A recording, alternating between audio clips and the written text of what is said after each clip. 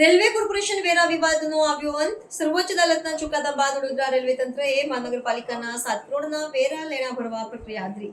દેશની સર્વોચ્ચ અદાલતના તાજેતરના ચુકાદા બાદ વડોદરા મહાનગરપાલિકા અને રેલવે તંત્ર વચ્ચે ચાલી રહેલા વર્ષો જૂના મિલકત વેરા વિવાદનું આખરે સુખદ નિરાકરણ આવ્યું છે. મહાનગરપાલિકાની તરફેણમાં આવેલા ચુકાદાને પગલે રેલવે વિભાગે બાકી લેણાના પેટેના કુલ 7 કરોડ રૂપિયામાંથી પ્રથમ તબક્કે 2 કરોડ રૂપિયાની રકમ તાત્કાલિક જમા કરાવી દીધી છે.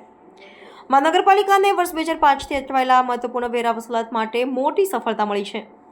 આ વિવાદ મૂળભૂત રીતે વર્ષ 2003-4માં જ્યારે શહેરી સંસ્થા દ્વારા ક્ષેત્રફળ આધારિત મિલકત વેરાની પદ્ધતિ લાગુ કરવામાં આવી ત્યારથી શરૂ થયો હતો. રેલવે દ્વારા વેરો ભરવાની આનાકાનીને પગલે મામલો સર્વોચ્ચ ન્યાયાલય સુધી પહોંચ્યો હતો, જ્યાં વડોદરા મહાનગરપાલિકાની કાયદાકીય લડતને સમર્થન મળ્યું હતું. ચુકાદા બાદ રેલવેએ નવાયાર્ડ, છાણી, પ્રતાપનગર, મકરપુરા, વિશ્વામિત્રી અને મુખ્ય રેલવે સ્થાનક સહિતના વિસ્તારોના બાકી વેરાના બિલો ચકાસવા માટે મહાનગરપાલિકા સાથે સમજૂતી કરાર પણ કર્યા છે.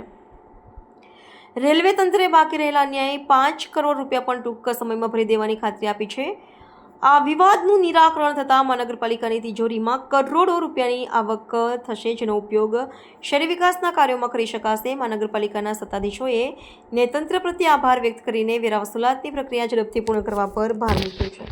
ગુજરાત રાજ્યની તમામ મોટાભાગની મહાનગરપાલિકામાં આવેલી રેલવેની પ્રિમાઇસીસ સામે જે વેરા બિલો સામે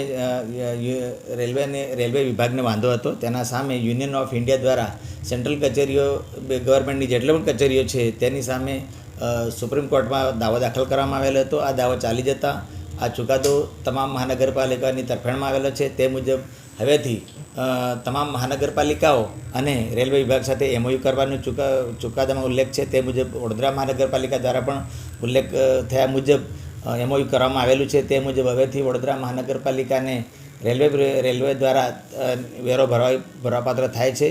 તે મુજબ વડોદરા મહાનગરપાલિકાએ 7 કરોડ જેટલા વેરાના બિલો આપેલા છે. એમાંથી જે તમામ વેરા બિલની ખરાઈ કરીને તેઓ દ્વારા પેમેન્ટની કાર્યવાહી ચાલુ છે.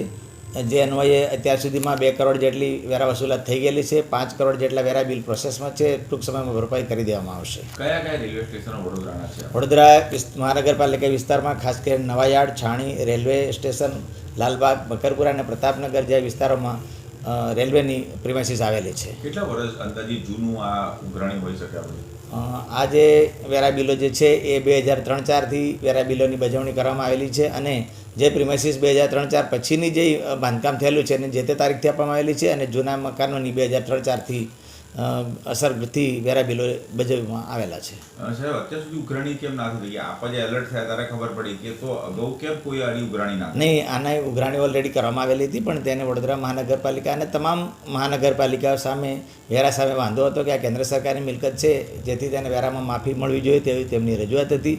પરંતુ વડોદરા મહાનગરપાલિકા તમામ મહાનગરપાલિકા વેરા બિલોની બજાવણી કરવામાં આવતી જ હતી, પરંતુ એઓ દ્વારા પૈસા ભરવામાં આવતા ન હતા.